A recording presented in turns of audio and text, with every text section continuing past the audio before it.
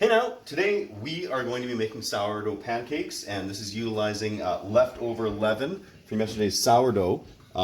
So this here was initially made yesterday morning. It was the leaven that I put into the sourdough. Last night I simply fed it again, added to it so that I would have enough for today. This is yogurt. Yes, that is Greek yogurt. This is a great way to use your leaven and not have to toss out any extra stuff. Yes, eggs. And it's simply delicious. Flour. Yeah. Egg. No, that's butter. Butter. Okay, so to start off here, you just take 2 eggs. Are you going to put those in, kiddo? Yeah, put them in there. Nice. And get all of that in. Milk is here. Yeah. So we'll put the eggs in there, and I'm just going to quickly beat them a little bit. Oh no! It's mixing! That's good. And now we're going to add a cup of whole milk. Oh. Come on. Yeah, no, you can just put it in. Oh, okay. Go ahead. Good job. Temperature on that doesn't really matter too much. Then we're going to put in a 1/4 cup of Greek yogurt, and this is vanilla flavored Greek yogurt.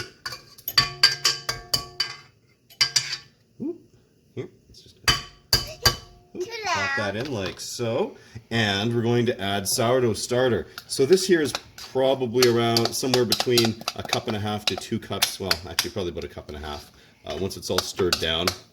I'm not super picky about how much of this gets in there. Usually I'm in that range for this. The recipe's a little forgiving in that regard. So just get out as much as I can without worrying about scraping the entire bowl clean. And now we're going to give that a little mix so we can incorporate. Flour. Yeah, not quite yet. And butter and sugar. In case you can't tell, they're really excited about pancakes this morning. All right, so that has mixed up a little bit there. Perfect.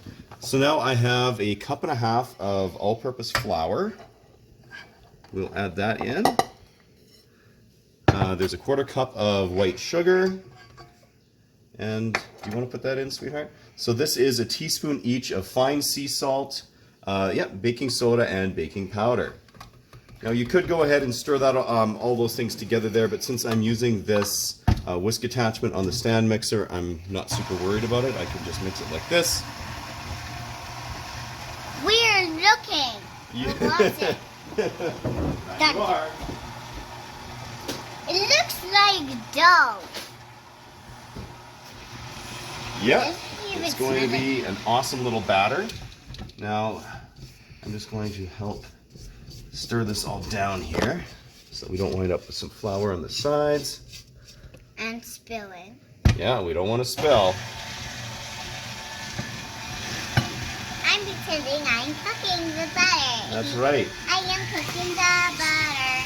So we'll just turn up just turn up the speed for a minute so that it mixes a bit better. I'm cooking the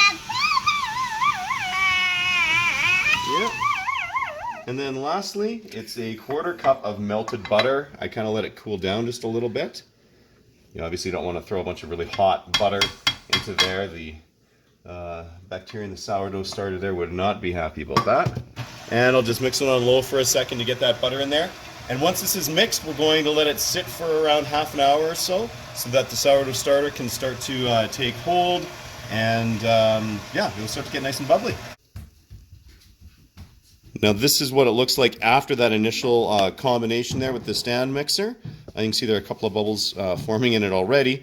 I'm just going to cover it up here with a plastic bag. You could use a wet towel or anything. I'm just trying to minimize airflow at all in here, and I'm going to set it up on top of the fridge just so that it's a little bit warmer and a little bit more effective.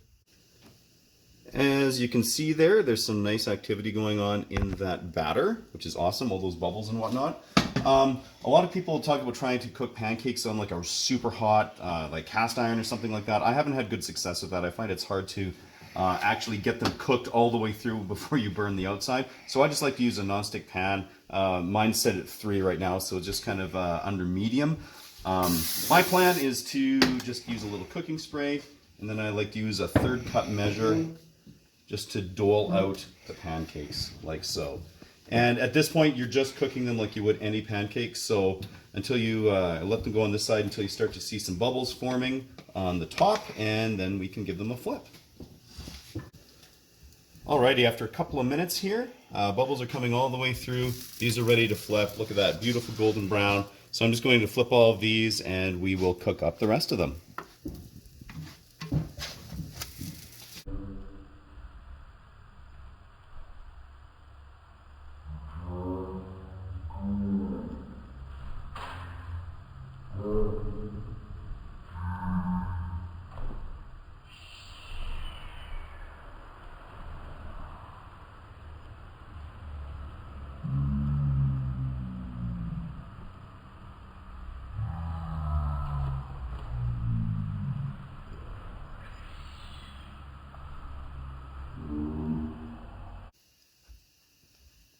Well, here's the taste test.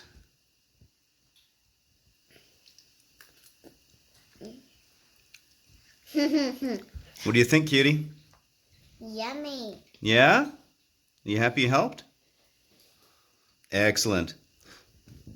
Well, as you can see, this is a pretty successful and delicious way to use up your extra sourdough leaven, so don't toss that stuff out. Lots of fun things you can do with that, and keep her at 11.